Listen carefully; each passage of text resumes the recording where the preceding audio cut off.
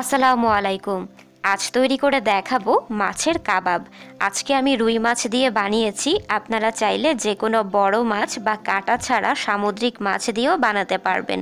পোলাও, সাদা ভাত বা বিরিয়ানির সাথে অথবা বিকেলে বা বাচ্চার টিফিন বক্সে স্ন্যাক্স হিসেবে দিয়ে দিতে পারবেন। তাছাড়া যেসব বাচ্চারা মাছ খেতে চায় না তারাও বেশ মজা করেই খাবে। আসলে আমরা বড়রাও বলে না দিলে বুঝতেই পারবো না এটা যে মাছ দিয়ে বানানো। আশা করছি আমার আজকের এই রেসিপিটি আপনাদের ভালো লাগবে। আমার এরকম নিত্য নতুন রেসিপির আপডেট পেতে যারা এখনও আমার চ্যানেলটি সাবস্ক্রাইব করেননি তারা প্লিজ সাবস্ক্রাইব করে পাশে থাকা বেল বাটনটি ক্লিক করে রাখবেন। এতে করে আমি যখনই নতুন কোনো রেসিপি আপলোড করব আপনারা সাথে সাথেই নোটিফিকেশন পেয়ে যাবেন। কাবাব তৈরির জন্য আজকে আমি এখানে রান্না করা 4 পিস রুই মাছের টুকরো নিয়ে নিয়েছি। আপনারা চাইলে আমার মতো আগের দিনের বেঁচে যাওয়া রান্না করা মাছ দিয়েও করতে পারেন। আবার যদি কাঁচা মাছ নেন সেক্ষেত্রে লবণ, হলুদ গুঁড়ো আর মরিচের গুঁড়ো দিয়ে মেখে আপনারা সেদ্ধ করে নিতে পারেন, আবার চাইলে ভেজেও নিতে পারেন। যেটাই করেন না কেন মাছটাকে খুব ভালোভাবে বেছে নিতে হবে, কাঁটাগুলোকে একটা কাঁটাও যাতে অবশিষ্ট না থাকে সেভাবে সুন্দর করে বেছে নিয়েছি। 3টা বড় সাইজের আলু আমি সেদ্ধ করে নিয়েছি। এরপর এই সেদ্ধ করা আলুগুলোকে একটা গ্রেটারের সাহায্যে গ্রেট করে নিয়েছি।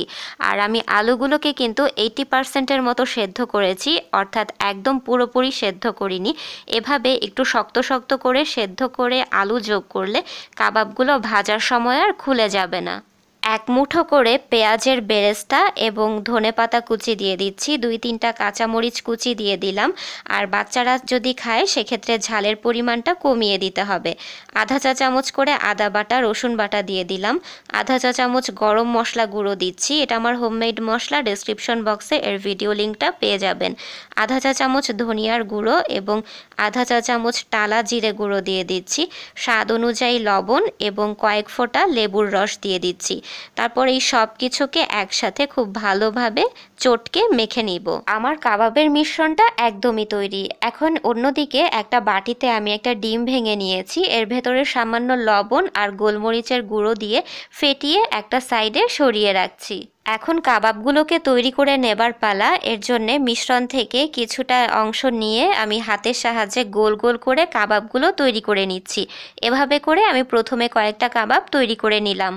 এভাবে কয়েকটা কাবাব তৈরি করে নেবার পর কাবাবগুলোকে এখন কোটিং দিয়ে নিতে হবে। এর জন্যে আমি যে ডিম ভেঙে রেখেছিলাম প্রথমে একটা একটা করে কাবাবগুলোকে ডিমে চুবিয়ে টোস্ট বিস্কুটের গুঁড়োতে ভালো করে গড়িয়ে নিতে হবে।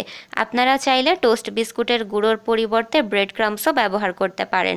আর এভাবে করেই আমি একটা একটা করে সবগুলো কাবাব কোটিং দিয়ে নিচ্ছি। এভাবে সবগুলো কাবাব কোটিং দেওয়া হয়ে গেলে আপনারা চাইলে এই পর্যায়ে এসে সংরক্ষণ করতে পারবেন। সংরক্ষণের জন্য কাবাবগুলোকে একটা ছড়ানো প্লেটে এমনভাবে রাখবেন যাতে একটা আরেকটার গায়ে না লাগে।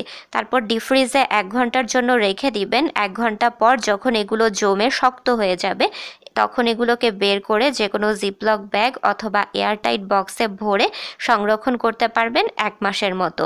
আর যদি সরাসরি ভাজতে চান সেক্ষেত্রে ডিপ ফ্রিজে আধা ঘন্টা রেখে দিবেন যাতে উপরের ক্রাম্বসগুলো সেট হতে পারে। তারপর এগুলোকে ভাজতে হবে। কাবাবগুলোকে ভাজার জন্য একটা ফ্রাইং প্যানে আমি তেল গরম করে নিয়েছি। ডুবো তেলে ভাজার দরকার নেই, অল্প তেলেই আমি ভেজে নিব। একটা একটা করে কাবাব দিয়ে মিডিয়াম হাই হিটে ভেজে নিব। যেহেতু ভেতরে কোনো কাঁচা অংশ নেই তাই আমি মিডিয়াম হাই হিটেই ভেজে নিচ্ছি। এক পাশ বাদামি রং ধরে এলেই এগুলোকে উল্টে দিচ্ছি। এভাবে দুই পাশই যখন সুন্দর বাদামি রং ধরে আসবে কাবাবগুলোকে তুলে একটা কিচেন পেপারের উপর রাখবো যাতে অতিরিক্ত তেলটা ঝরে যায়। এভাবে করে আমি বাকি কাবাবগুলো ভেজে আপনাদের পরিবেশন করে দেখাচ্ছি। তো দর্শক, তৈরি হয়ে গিয়েছে মাছের কাবাব। আশা করছি আমার আজকের রেসিপি আপনাদের ভালো লেগেছে। রেসিপি সংক্রান্ত কোনো রকম প্রশ্ন থাকলে অবশ্যই আমাকে কমেন্ট করে জানিয়ে দিবেন। আর ভিডিওটি ভালো লাগলে ভিডিওর নিচে থাকা লাইক বাটনে একটা ক্লিক করে দিবেন। আজকের মতো আমি তাহলে বিদায় নিচ্ছি। সবাই খুব ভালো থাকবেন। আল্লাহ হাফেজ।